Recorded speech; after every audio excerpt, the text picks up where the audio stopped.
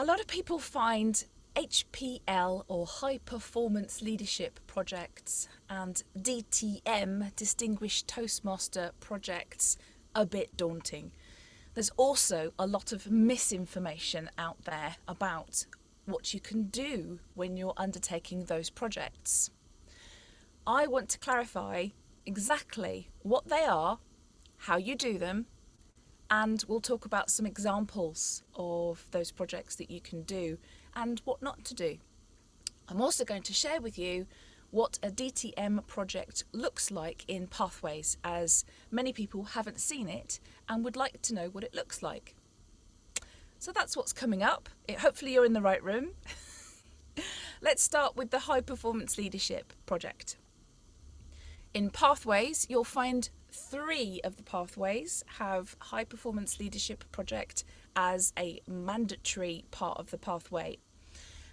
Other pathways do have it as an option, an elective in, I think it's level 4. So if you're a real glutton for punishment and you love doing projects, there's no reason why you can't select that. No reason at all. If you're like me and you accidentally choose 2 pathways that have mandatory high performance leadership projects, you might find yourself doing 2 of those and a DTM project to get that Distinguished Toastmaster award. Luckily, I do a lot of projects, so it worked out just fine. But if you're not used to that, that could be quite scary. But it's not, I promise. So let's talk about this High Performance Leadership project, or HPL. You will be doing it with a team of people. That's crucial. Team of people. Now that team, it's recommended is between 3 and 5 people, but you'll also need a second team, which will be your guidance committee. And those people are not the people in your team delivering the project. It's not the end of the world if one person crossed over into 2 paths, but the point of the guidance committee is that it's an objective team outside of the project, giving you guidance and advice to deliver the project.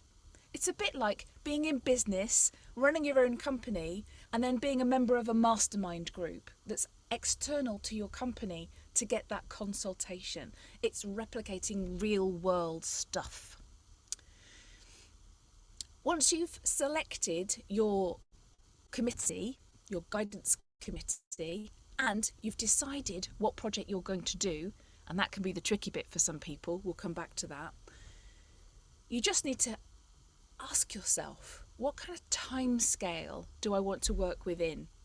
How long, how meaty do I want this project to be? And I'll use an example of one that I did earlier.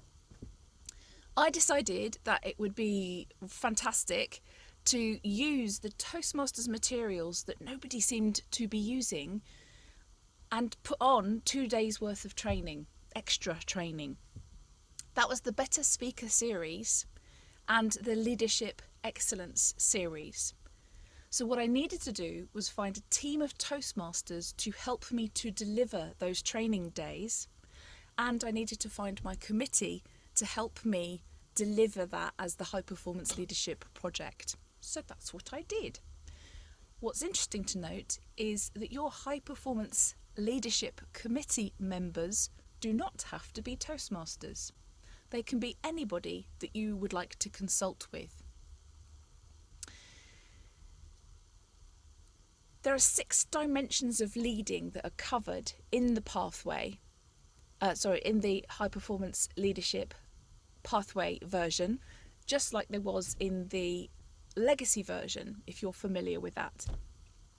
Only you don't get a book, a physical book to read. It arrives in Pathways as another electronic project, which you can print, of course you can. But it's all there. You can save paper. It's very green by keeping it all inside your Pathways container. Remember that you don't do all the work. I've heard of lots of people who have done high performance leadership projects and they've essentially done everything. And then there were a couple of people involved on the day if there was an event they were putting on, but they didn't really lead a team to deliver something. And that's the distinction. The purpose of the project is to give people an opportunity to experience delegation, trust, and those skills that you need in communicating with members of your team to get the best out of them. And if one of your members of the team can't do something, what's your contingency plan for backing them up? That sort of stuff. Imagine it's a bit like how you might manage your committee in your club, but it's on a micro scale because you're just doing it for one event or project. I know someone else who used a local museum as their high performance leadership project. She was asked to lead a team of 14 individuals, volunteers. It was a clothing museum, and they were pulling all the clothes out of archive, photographing them, cataloguing them and all of the things about them, and then very carefully packaging them back up and putting them back into archive. As you can imagine, in a museum there was hundreds, possibly even thousands of pieces of material to have to catalogue and control. So to be able to put them into categories, have teams of people working on different types of clothes, coordinating how long it was going to take, what venue they were going to use, how she was going to feed them, all of that kind of stuff was exactly the right kind of project that suited the youth leadership project. So it doesn't have to be a Toastmasters project, but it does need to be leading a team. I know I feel like I'm saying that a lot, but it's about leading a team. It's high performance leadership. That's what it is. Another thing I want to say about the high performance leadership is we're not going for dual credit. So I would not say that you could use a youth leadership project or a speechcraft for high performance leadership unless you were coordinating, say, 3 youth leadership teams to deliver into multiple schools. That would be a big enough project because you're not getting the credit for delivering a youth leadership project. You're actually just getting the credit for organising and coordinating these teams going in to deliver those projects. Do you see the difference? It's a higher level of leadership. In the same token, there's advice, as I say, misadvice, if that's the right word, on the internet that suggests that you do things like youth leadership, speechcraft, running a contest. No, that's not what the high performance leadership is for. When you're contest chair, you are doing most of the work as contest chair. Obviously, chief judge is also doing some as well, but effectively, you're leading a team of 1, which is the chief judge, to deliver the contest because you have 2 people in charge of what's going on. So it's not enough to do a high performance leadership project on it. Just like before with high performance leadership projects, you deliver a speech telling your club what you're going to do. You do the work, and then you deliver an outro speech saying, this is what I did. And then you submit it to Toastmasters. That's the process by which you'll get credit for your high performance leadership. Although obviously in Pathways, you would just go through the normal process of signing that off. You don't need your project to either succeed or be completed. It might be it's part of a much, much longer project and it's the setup of the project. It doesn't mean you have to wait till your project finishes. It just means you have to have gone through what the high performance leadership project asks you to do in terms of organising that team. A lot of people think it has to be sort of encapsulated and be for the duration of the project, but it doesn't. That's pretty much it for the youth the high performance leadership. I've got youth leadership stuck in my head at the moment because I've just talked to someone about it all. I'm going to pause there just because I want to open it up for any questions that might be here, just like 2 or 3 questions, and then I'll move on to the DTM project. Are there any questions about high performance leadership project, the Distinguished Toastmaster project? Okay. Now, the Distinguished Toastmaster project is shrouded in secrecy because you can't look at it until Toastmasters allows you to look at it. Well, that's just naughty, isn't it? You can't see what's coming up. You have to get there. And when I say get there, what I mean is you have to have completed one pathway in its entirety, and your second pathway, you have to have completed level 3. So you have to be well on your way to having completed 2 pathways. I fell foul of this because I had this wizard idea of running multiple pathways at the same time. So I had to sort of pause and concentrate on polishing off one of my pathways so that I could release my DTM project. And the way you do that is you contact Toastmasters International, the contacts page with all of those emails on, and you say, hey there, lovely people, I'd like access to my DTM project, please. And they go and look at what's been submitted on your profile, and they go, brilliant, she's got her pathway, she's up to level 3 on her second one, I can release the DTM project to her. And that's what they do. And it appears in your pathways educational transcript, and I'll share that with you in just a sec. What else did I want to say about that beforehand? Oh, there's an guidance committee for your Distinguished Toastmaster project. It's not another HPL. It's a different kind of project altogether, in that you are the hub. If you don't deliver this, it's not going to get delivered. You're a really crucial part of it. You're not just somebody coordinating something. And it's actively encouraged that you would use an outside project outside of Toastmasters, like that volunteering example with the high performance leadership. That could be used as a DTM project. It's trying to encourage Toastmasters to step out into the community. As Elizabeth Jordan said, or perhaps working with Rotary, they'll have an abundance of ideas that they need help with, so that might be a really good place to start. But you could do something. So an example that people have already used is where they've done something that doesn't have credit elsewhere. Remember, we said no dual credit. Perhaps you're in charge of a new committee in your district that delivers something. So there's a team of you and you're delivering something just for this year. Maybe, like we have the realignment committee, and we have the what other committees do we have? Well, so I'm the training bureau manager. I don't have a committee, so I wouldn't necessarily use it for mine. But if I had a team, I would, and we were delivering something beefy, then I could use it for that, because it's something outside of the usual Toastmasters thing. So it's like a special project. That would be an example of what you could use. And it's supposed to be a project that's going to last for a while. It's not something you could just knock out in a weekend. To get to Distinguished Toastmaster in Pathways, if you need a reminder, you need to complete 2 learning paths. You need to be club officer for 12 months. You need to have completed your term as a district officer. So that's area, division, district.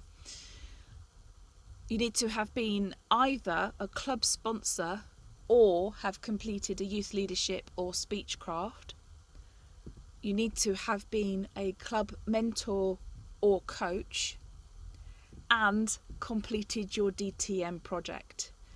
So there's a lot, but it's like the icing on the cake if you've done all the other stuff, because that's often happens. You've got your eye on the prize, you've done all these things, tick tick tick tick, fantastic, I'm on the road to my DTM. Sometimes people get tripped up and go, oh no, I've got to do something else, and this DTM project's there. It's not a barrier, it's an opportunity. That's how I see it. And the purpose of it was born out of, I want to show everybody what I've learned over these 2 pathways, and I'm going to put them into action. So if you can choose a project that has an opportunity of you speaking, that's even better, because you're really showing off your new skills, or your polished up skills. Have I got anything else to say about that? No, that's all that. I'm going to share my screen with you so you can see what it looks like. So just let me open that up. Just want to make sure I get the correct screen.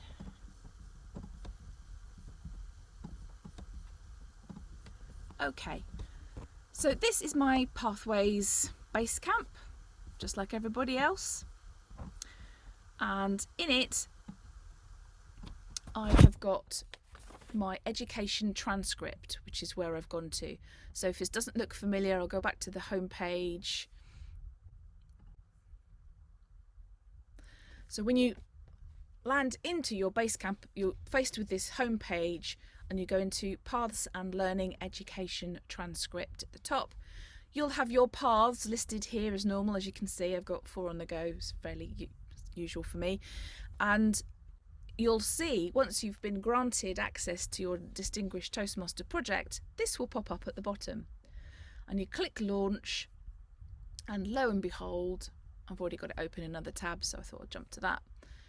It looks just like the other projects that you've completed in Pathways in terms of look and feel. So there's no kind of new weird interface you've got to learn.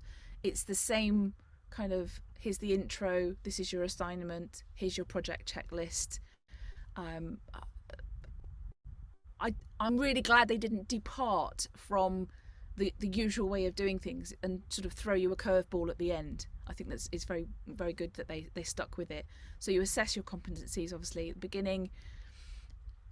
It talks about all the different projects you might have already done, and it talks about sections in the project being a review of what you've done in your pathways. It explains that it's about demonstrating your skill, the ethics of working perhaps outside of Toastmasters. I mean, there's pages and pages of really helpful information. You're not left in the dark at all. I mean, I'm zipping through this. Obviously, if you want to have a deeper look at it, we can do that. I could be here for some time because it's quite big, quite beefy. But it walks you through all the things it wants you to do. So we could view the project plan overview. Hopefully you can see this project plan overview that's popped up. Let me know if you can't see it. We can see it, Sam. You can see it, thanks John.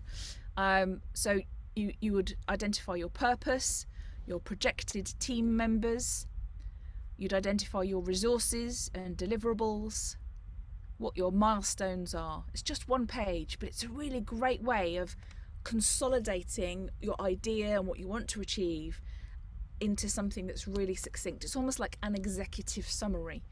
So if someone were to ask you, what are you doing for your project? This page would tell them everything they need to know, because they don't need to know the how, they just need to know what it is and who's delivering it. Okay, so let's just close that for now.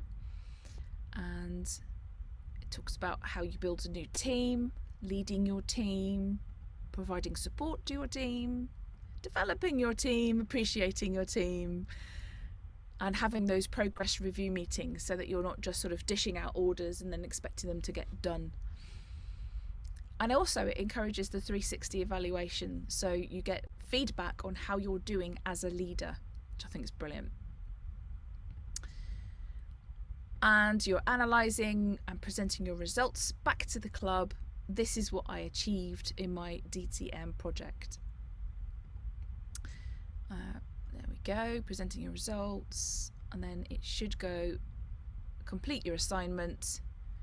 There's all of the resources. As I said, you get tons of paperwork that you can read or print out depending on how you like to consume Toastmasters material. And I just love the way it doesn't assume you know anything. Even though you've obviously done 2 paths, it still walks you through it handholds you, so you don't think, oh, I don't really know what I'm doing, because that's a horrible feeling, and that often stops people from doing things if they think, oh, I'm missing some information here. It's got everything that you need. And then you assess your skills afterwards in true Toastmasters style, and then you've done it. Of course, this is probably going to think I've done it now, but I haven't yet, obviously. Okay, so if I stop sharing there. Okay, so are there any questions about a DTM project that I might be able to answer?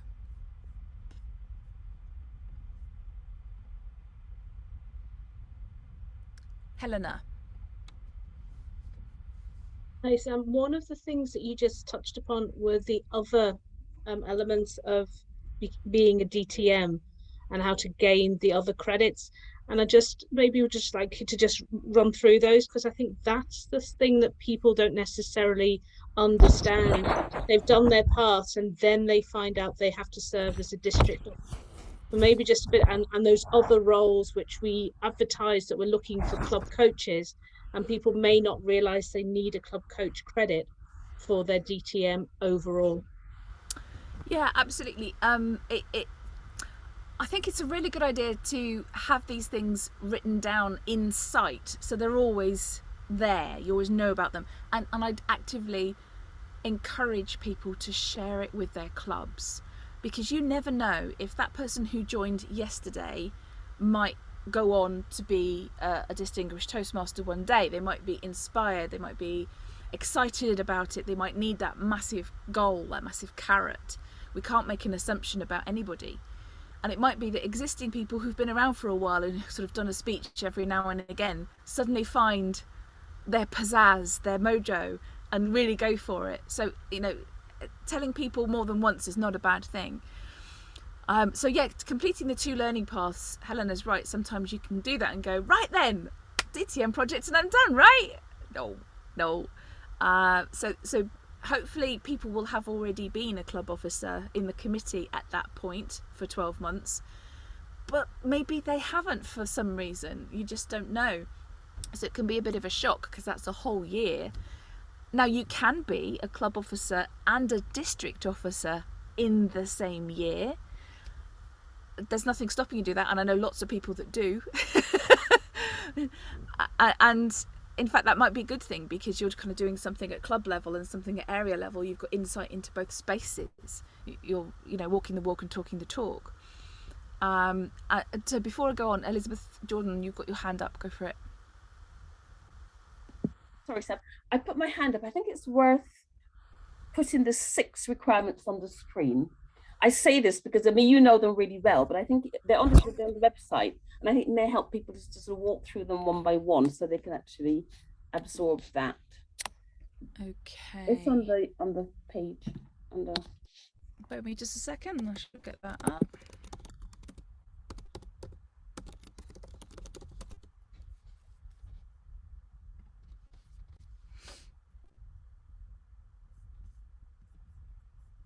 Okay. Thanks to the wonders of the internet. There we go. So these are the requirements to earn your Distinguished Toastmaster. So you'll complete your 2 learning paths, serve as a club officer for 12 months, and it talks about also participating in the preparation of a club success plan. Whilst that's kind of a given that if you're a club officer, you will be doing that, having been an area director a couple of times, I know that doesn't always happen. So it's great that people can read this and go, well, hang on a minute, I've been VPR for 3 months and I've never seen a club success plan. What's one of those? It's a good question to ask. And check it out. It's quite a weighty tome, but it's worth a read. And participating in your club officer training, obviously, if your club is actively collecting their Distinguished Club programme goals, they will have hopefully got a minimum of 4 people from the committee for both club officer training around July and around January. So hopefully you will have managed to serve or attend at least those club officer trainings. And actually, if you haven't stepped up and delivered some kind of educational at the club officer training, you're missing out. It's a great opportunity. Lots of clubs don't let you. It's very hard to get a slot that's 20 minutes or 30 minutes long, because the club has a finite amount of time to deliver speeches and people want speaking slots. So actually the club officer training is a really good opportunity to do a much longer slot, educational slot. And I would encourage people to use it for that. It just works out really, really well, and they have a great experience. And it's not in front of the same audience that you always deliver to in your club. It's new faces, and you can always ask people for feedback afterwards. It also goes on to talk about serving a complete one-year term as the district officer. That's where I was talking about area director, division director, or district leader.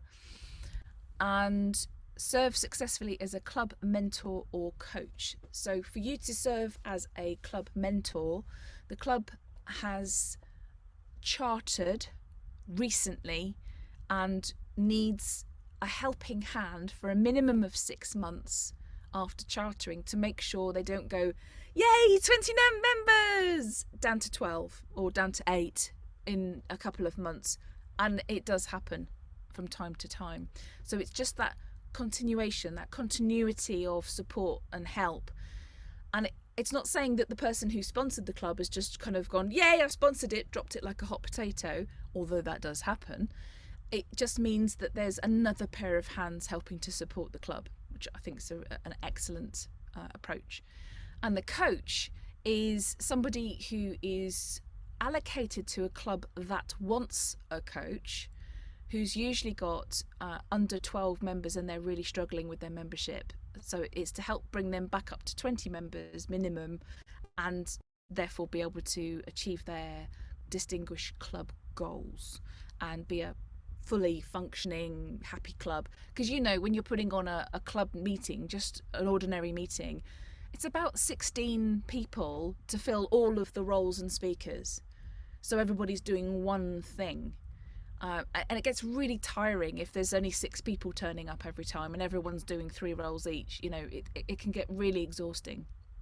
And people burn out and people think, oh, I don't want to go tonight, it's too much effort because I've got to do 3 roles again. We don't want that. We want to help people. So that's where the club coach can step in and help them with anything. They might have a disparate committee. They might have key people who've left and they need to fill a gap. There's any number of reasons why a club might be struggling. But that club coach role is brilliant. And in District 91, that club coach role is a year long. And it's really getting the club to a point where they're back into sort of the safety zone. And that relationship can continue. It's not like, right, you've been a club coach, you can't come back. You may have built rapport and relationships and you may become a part of that club eventually. It's another great opportunity to serve others. And then serve successfully as a club sponsor. That's obviously in the creation and chartering of a club. And usually there are 2 club sponsors allocated for a new club, a pre-charter club. So you'd be working with someone else to help deliver that charter of a club. Or you have conducted a speechcraft or a youth leadership program into either a school or a youth group or something like that. Under 18s, basically, for youth leadership. Speechcraft is youth leadership for adults. And they can run from 6 weeks to like 10 weeks. It's up to the people presenting them. I'm a massive fan of youth leadership program. I used to be afraid of teenagers until I did it. So if you've got any concerns about, oh no, delivering in front of teenagers, that sounds crazy, they're really scary. Turns out they're not. Turns out they're lovely. Who knew? And then finally, this DTM project. So I'll bring the screen down again. So if you want to take a screenshot of that, you can, or a photograph of that if that's handy, or you can see where I've looked it up. I literally typed distinguished Toastmaster. I think I put requirements into Google, and this was the first hit. I mean, one thing about Toastmasters is it has good SEO. You can find what you need.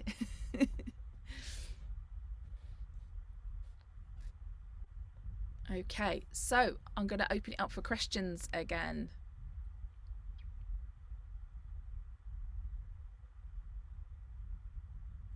I'll just bring the chat back, see if there's any in there. Oh, right, so from Diane, please do volunteer. We